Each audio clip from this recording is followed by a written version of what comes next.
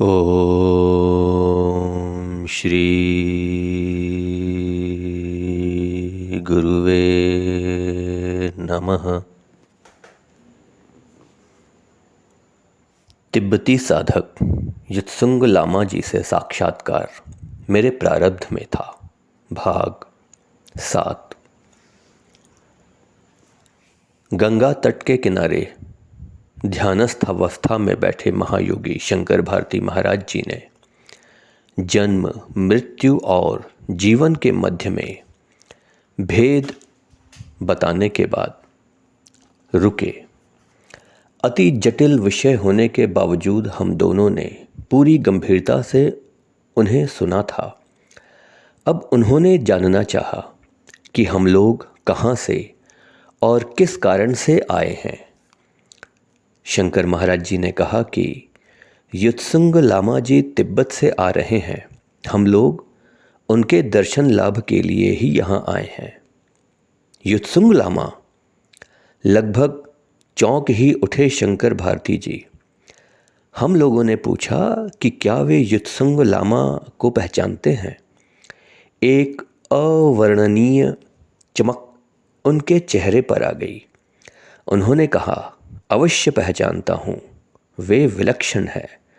बहुत अच्छी तरह पहचानता हूँ मैं उन्हें।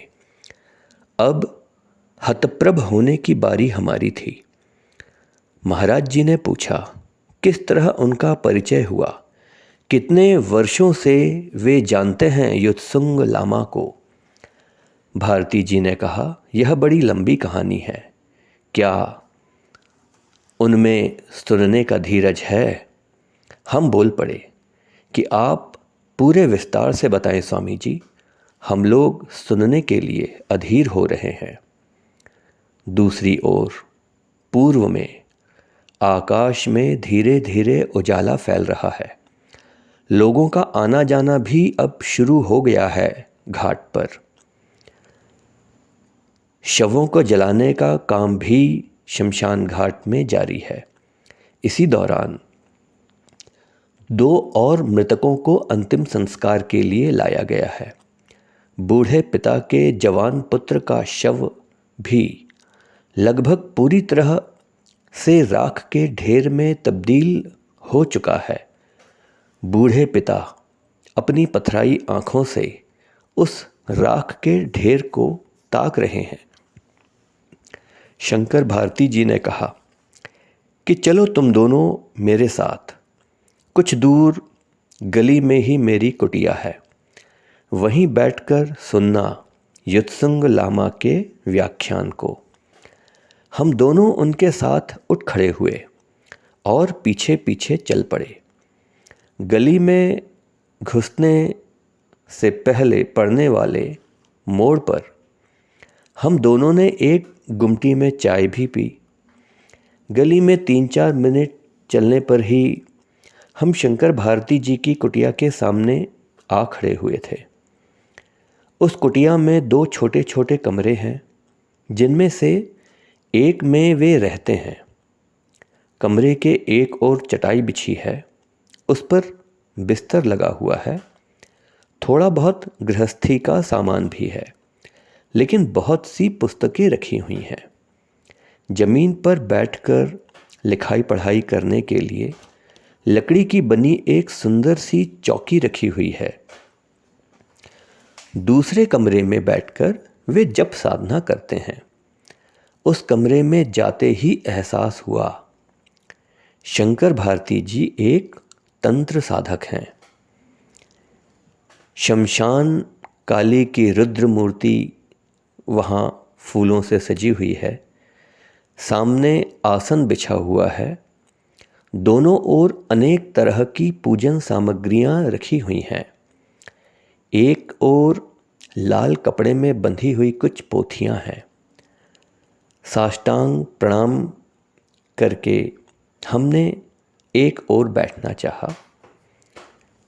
भारती जी हमें अपने कमरे में ले गए और बैठने को कहा। चटाई पर एक ओर तिब्बती कढ़ाई में बुना हुआ बेशकीमती कालीन बिछा हुआ था। हम लोग उसी पर बैठे। दीवार पर 3 योगी पुरुषों की बड़ी बड़ी तस्वीरें लगी हुई हैं। एक ओर है पहाड़ों के बीच रमणीय स्थल पर बौद्ध मठ की तस्वीर। यह एक किले के समान दिखाई पड़ रहा है। कमरे में धूप और हवन की भीनी भीनी खुशबू समाई हुई है। कमरा छोटा है लेकिन बहुत ही साफ सुथरा है। इसे बहुत निपुण तरीके से सजाया गया है। अब शंकर भारती महाराज ने बताना शुरू किया, नहीं पता कि हम लोगों ने किस तरह युत्सुंग लामा की खोज की और क्यों वे हमें दर्शन देने को राजी हो गए।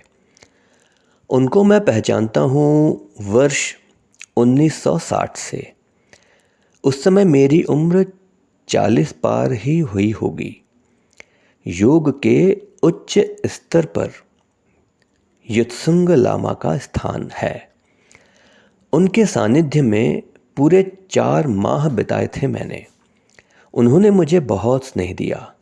बीच बीच में आया करते थे वे काशी में, सारनाथ में। प्रायः रोजाना संध्या घिरने से पहले मैं उनके पास जाया करता था। लौटते समय बहुत रात हो जाया करती थी। तिब्बत के शियांग मठ में वे अपना अधिकांश समय व्यतीत करते थे। ज्ञान गंगा, हेमिश, ताओवांग जैसे भारत के विभिन्न मठों में भी वे रह चुके थे। कुछ एक बार उनका भ्रमण साथी होने का सौभाग्य भी मुझे मिला।